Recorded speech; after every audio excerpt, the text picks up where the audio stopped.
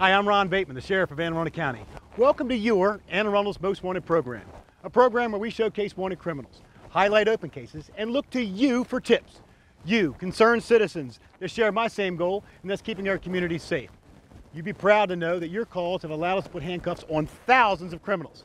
So sit back, set your DVR, or grab a pen and paper, and help do your part in catching criminals. You're watching Anne Arundel's Most Wanted.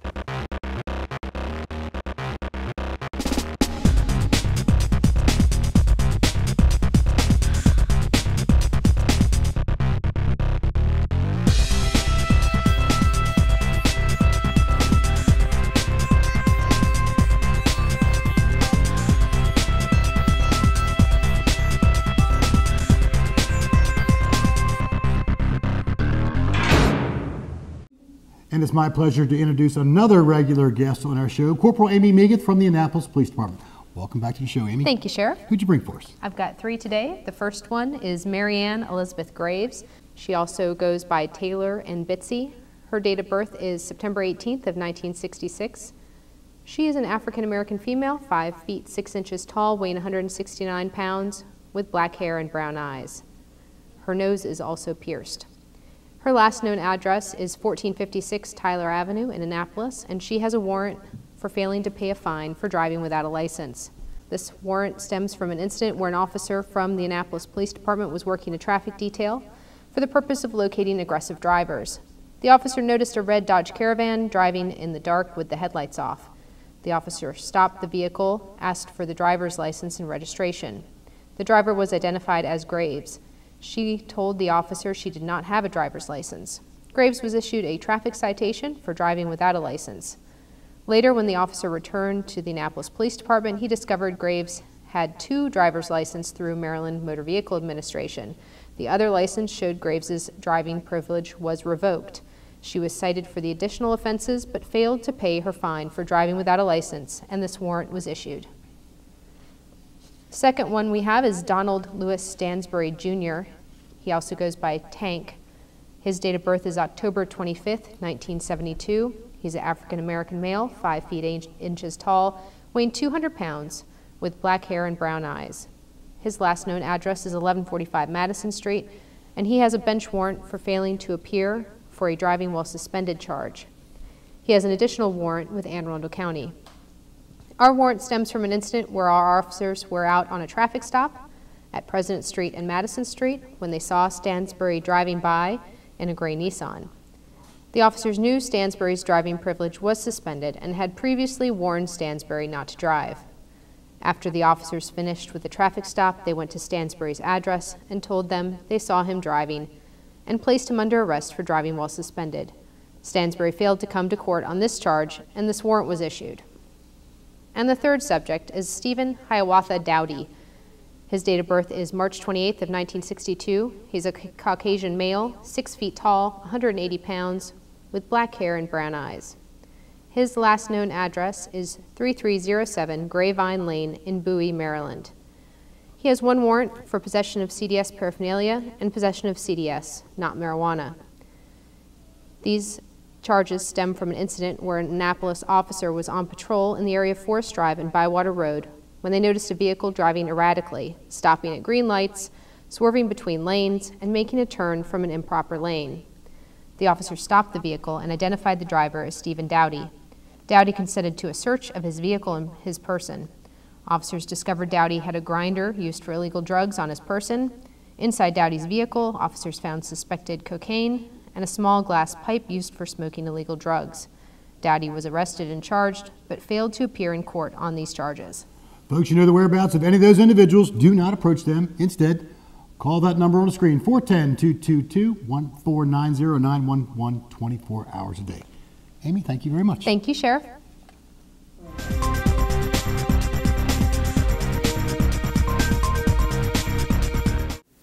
And now for another regular guest on our show, Mr. Marc Lemansky from the Anne Arundel County Police Department. Welcome back to the show, brother. Glad to be here, Sheriff. Who'd you bring for us? I have 3 individuals today, Sheriff. The first one is Eric Davis Kronhart. He is a 34-year-old white male with brown hair and blue eyes. He is 5 feet 9 inches tall, 170 pounds, with a date of birth of July 12, 1982. He resides at 8326 Dubbs Drive in Severn, Maryland. In November 2016, officers responded for a residential burglary in Severn. The homeowner reported that someone kicked in a door to his residence and stole a 30-foot section of copper pipe and also disconnected and removed the air conditioning unit from his house. A neighbor witnessed the theft and provided officers with a vehicle description. The investigation led officers to a scrapyard where they recovered video evidence and receipts identifying Eric Kronhart as the person who committed the burglary and theft, which cost the homeowner over $5,000 in repairs. Eric Kronhart is currently wanted on an active warrant and is charged with burglary and felony theft. The second individual is Tyrea Graham. Tyrea Shanita Graham is a 22-year-old black female with black hair and brown eyes. She is 5 feet 4 inches tall, 158 pounds, with a date of birth of November 23, 1994. She resides at 1908 Sherwood Avenue in Baltimore, Maryland. In October 2016, a shoplifting occurred at the LensCrafters store on Ritchie Highway in Glen Burnie, and many pairs of expensive eyeglasses were stolen that day. The investigation led to a search of a vehicle belonging to our suspect, Tyrea Graham. As a result of the search, detectives recovered 55 pairs of eyeglasses, having a value of over $15,000. Detectives are still looking for Tyrea Graham, who has an active warrant for felony theft. The third individual is Allison Mae Greenwell. Allison Greenwell is a 22-year-old white female with brown hair and blue eyes. She is 5 feet 5 inches tall, 140 pounds, with a date of birth of March 15, 1994. She resides at 1306 Juniper Street in Shadyside, Maryland. On February 4th, officers were called to the scene of a violent domestic situation in the area of Juniper Street and Shadyside Road in Shadyside. Upon their arrival, officers met with the victims who had just been assaulted. The victims reported that upon knocking on Greenwell's door, Greenwell became belligerent and ran out of the house. She then retrieved a piece of cut tile and threw it at the head of one of the victims, causing a large laceration to his face. Greenwell then picked up a large broken shovel handle and began striking the second victim in the face with it, causing the victim to bleed profusely. Officers filed for charges against Greenwell, however, were unable to locate her. Greenwell currently has an active warrant for 2 counts of assault in the first degree. Folks, you know the drill. If you know the whereabouts of any of those individuals, do not approach them. Instead, call that number on the screen, 410-222-1490 or 911 24 hours a day. Keep those calls coming in, folks, as your tips are definitely paying off. Mark, thank you very much, buddy. Thank you, Sheriff.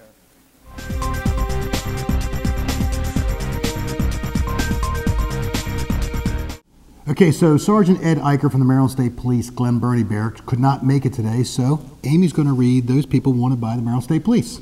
Have at it. Great. I've got 3 for them. The first one is Darren Ox Fletcher. He's an African-American male.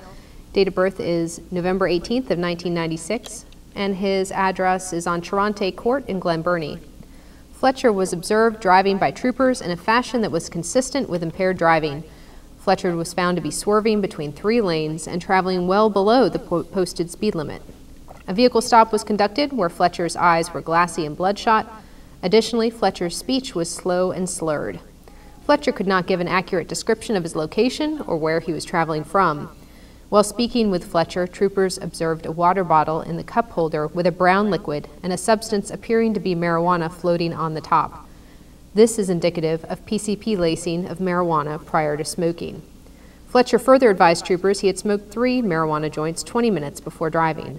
Fletcher advised he does not drink, however, there was an empty liquor bottle in the rear seat area. As a result of the observations, Fletcher was asked to perform field sobriety exercises, which he performed poorly on. Fletcher was subsequently arrested for DUI, where a breath test was offered. Due to the low reading on the breath test, a drug recognition expert was called and additional testing was completed. Fletcher was found to be driving under the influence of marijuana. Fletcher was scheduled for court in January of 2017 when he failed to appear. An active bench warrant is on file for Fletcher. The second subject is Amanda Dawn White. She's an African-American female with an address on Brookwood Road in Brooklyn Park.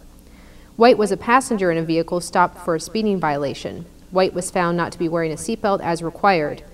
During the traffic stop, White was found to be concealing an item in her purse while looking for her identification. White admitted to having a crack pipe in the vehicle. A search of the vehicle revealed numerous glass pipes used for smoking cocaine, as well as needles and several spoons which are used for cooking cocaine to prepare it for injection. As a result of the vehicle search, White was arrested and charged with CDS possession. White was scheduled for court in January of 2017 when she failed to appear. An active bench warrant is now on file for White. The Maryland State Police is also looking for a missing person.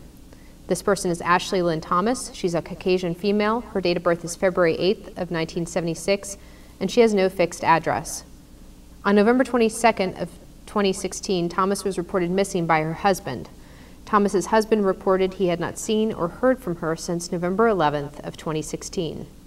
To date, the investigation revealed Thomas would routinely disappear for a few days at a time, but would return or make contact with someone in 2 to 3 days. Thomas is 7 months pregnant. She has brown eyes, strawberry blonde hair, and freckles. She was last seen wearing an Aeropostale sweatshirt, black t-shirt, black maternity pants with blue jeans underneath, and multiple layers of socks. Additionally, she has a pink and white hat and white sneakers. She is homeless and is known to frequent the Baltimore City area as well as Glen Burnie and Easton, Maryland. She has been known to stay on 8th Avenue in Glen Burnie at a makeshift homeless camp. Thomas has no vehicle and utilizes the light rail system as a mode of transportation. She may have a cellular phone with her, however, attempts to locate her with that phone have been unsuccessful. At this point, it is believed the baby has been born, however, no records can be found of the birth. If you have any information about Thomas's whereabouts, please contact Sergeant Heath or Corporal Lane with the Maryland State Police at 410-761-5130. Folks, you know the whereabouts of any of those individuals, call that number on the screen, 410-222-1490, or if you know the whereabouts of Ashley Thomas, 410-761-5130. Do not approach them, call those numbers, please. Amy, thank you very much again. Thank you, Sheriff.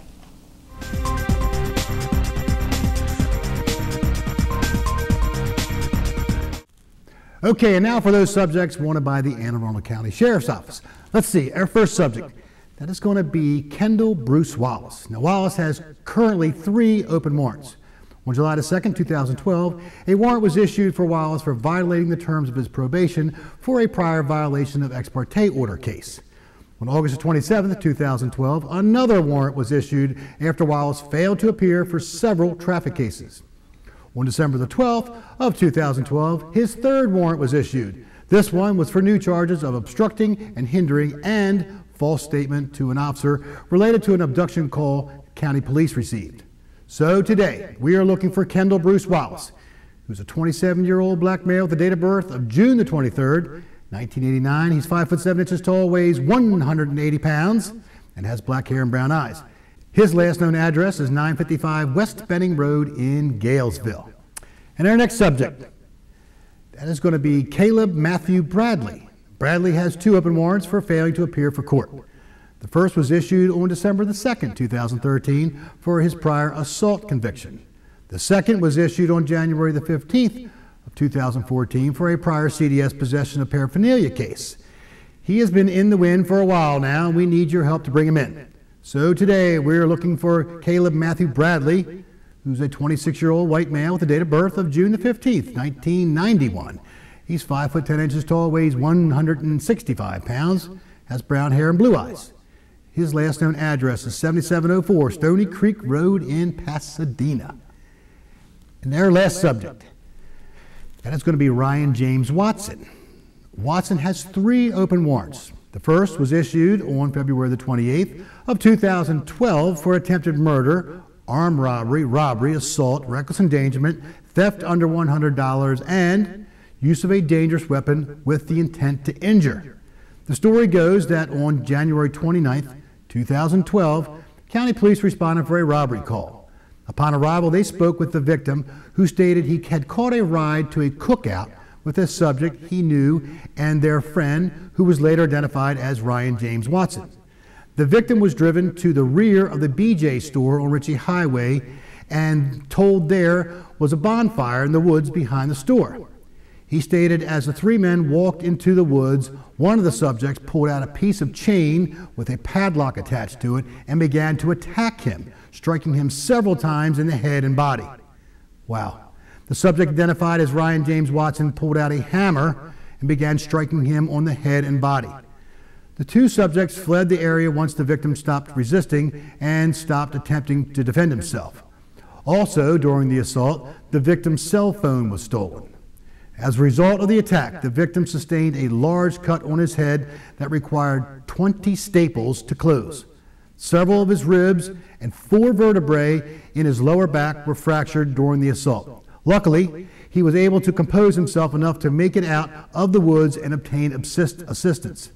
County Police applied for charges against Watson, and this warrant was issued. On March the 5th, 2012, a warrant for failing to comply with the terms of his drug court contract was issued. The charges he picked up for the February 28th incident influenced that, in addition to failing to abstain from drugs or alcohol and attempting to falsify a drug test. On May the 2nd, 2012, a warrant was issued for Ryan Watson out of Calvert County Circuit Court for violating the terms of his probation on a prior robbery conviction. You probably already guessed the attempted murder charges drove that violation. So today, we are looking for Ryan James Watson, who's a 27-year-old white male with a date of birth of January the 11th of 1990. He's 6 foot 3 inches tall, weighs 150 pounds, and has brown hair and hazel eyes.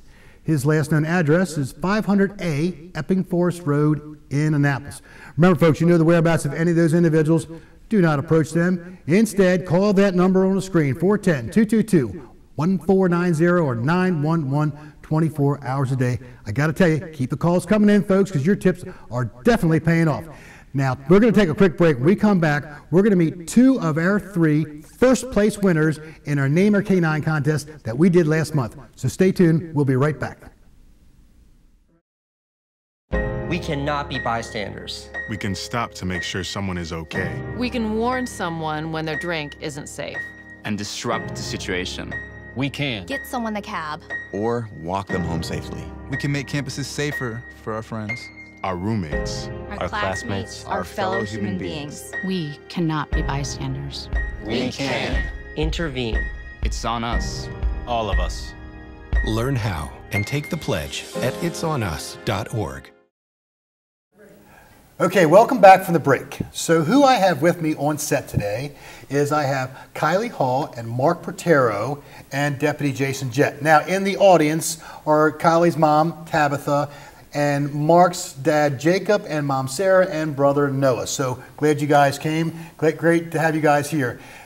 They are our first place winners for Name the Canine contest. And another winner, all three of them came up with the same name, is Gracie Kuiper, who couldn't make it today. So, but thanks for again, Gracie, for participating in this contest. So now, Deputy Jason Jett came up with this idea, and I don't want to steal his thunder.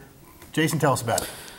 We do so much in the community, Sheriff, with schools, demonstrations, whatever else we could think of, without, with the children being a big part of it. So we wanted to give up, or I thought it was a great idea to give something back to them, a little bit of power, to come name our new canine is what we really thought of. It's like, I thought it was the best idea that they are so much involved in the things that we do and they want us to come out for their career days and demonstrations. I figured, hey, it's your turn. Give us something back and let us, see what you guys got to name a new canine. So tell us about the canine first. Where is it? What kind of dog it is and all that? Right now he is he's down in North Carolina, K2 Solutions. He is a Dutch Shepherd, German Shepherd cross, and he is currently under training. We're probably about a month away from him being back home here with us.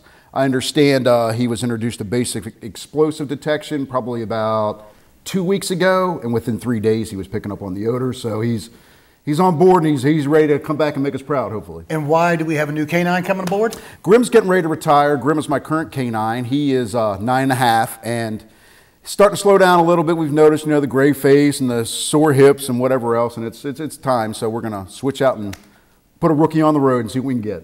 Very good. So I'm going to turn it to you guys. So Kylie, what school do you go to? Miley Elementary. And how did you come up with this name? Oh, my teacher, Miss Claus, she likes to come up with ways we can earn extra credit.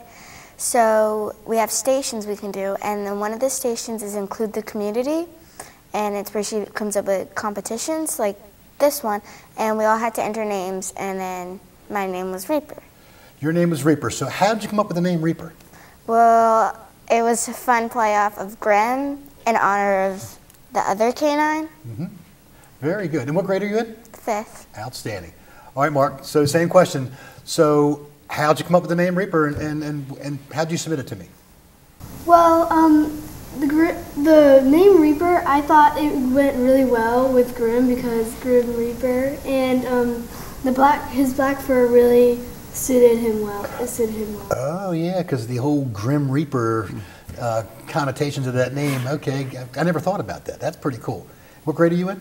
5th. Very good. So how did you submit your names to me? Was it through Facebook? Did you write me a letter? Because I got to tell the audience, if they didn't see the newspaper, we got over 1,000 entries from kids all across the Anne Arundel County school system and homeschool children.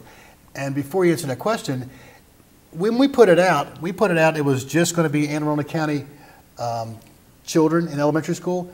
I got high school people, I got middle school people, I have a ton of adults that said, hey, how about this name, how about that name? Everybody wanted a part of this, but you guys and Gracie are the winners. So how did you submit the name? Well, I wrote a letter and I emailed it to my teacher, Miss Adams, and she supposedly sent it to you. Oh, very good. And how did you submit yours, Kylie? Well, first she had us write drafts on paper because she wanted them to be perfect for us. And then she had us each type them up, and she would save it on her hard drive and send all of them to you. Gotcha. So I want to thank my secretary, Sue Wilson, for getting all these names to Jason and I. It was a lot of work. We thought maybe we were going to get 25, 30, maybe 50 names. That didn't work. We had, I mean, my stack of papers was that big, remember? Yeah, I do remember. And some of the sheets had 30 names on them, 30 students with names. So second place was Titan, which was also out of Crofton, where you go. And the third place was, go ahead. Mr. Bubbles. Mr. Bubbles. That's pretty cool.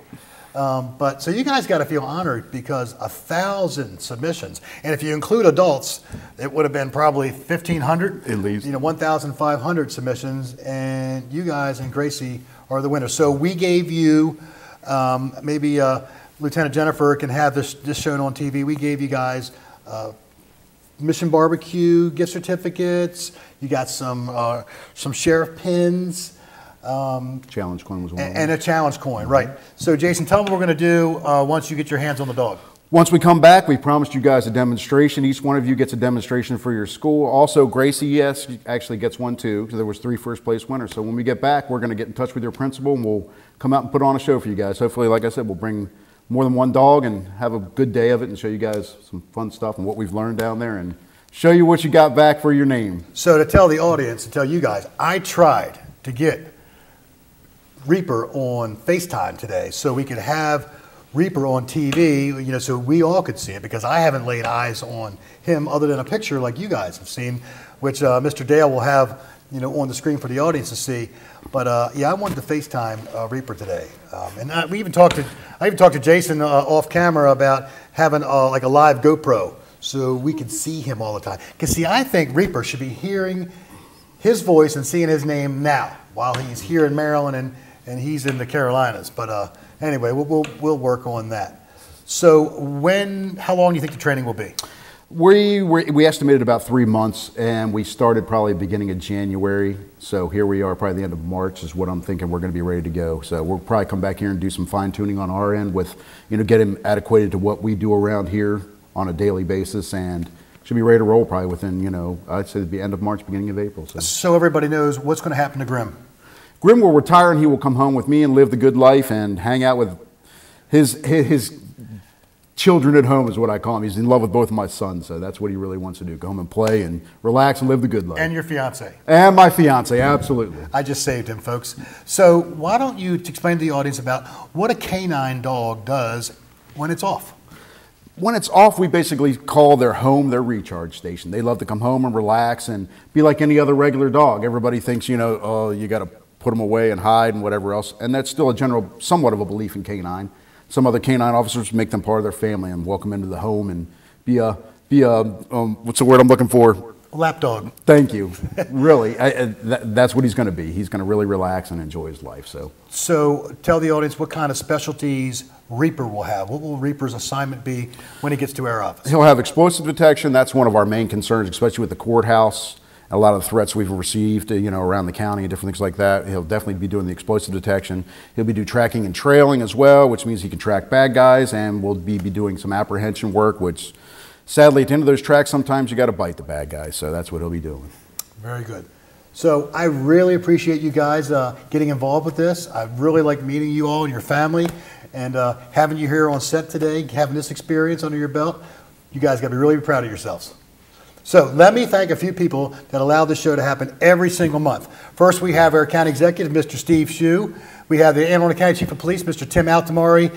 The acting Chief of Police from the Annapolis City Police Department, Major Scott Baker. And the Maryland State Police Superintendent Colonel Bill Palazzi. Of course, our friend, Mr. Dale Boyer, the man behind the camera today, and Lieutenant Jennifer Gilbert Duran from my office, who puts the show together every single month. Folks, remember, check us out on Facebook. You can go to my personal Sheriff Ron Bateman Facebook page, like it, and you'll see this video, and you'll see some other things that we put out all the time, or the Anne Arundel County website. So remember, let's keep Anne Arundel County safe. I'm Sheriff Ron Bateman. We'll see you next time on Anne Arundel's Most Wanted. That's what I'm talking about, guys. Way to go.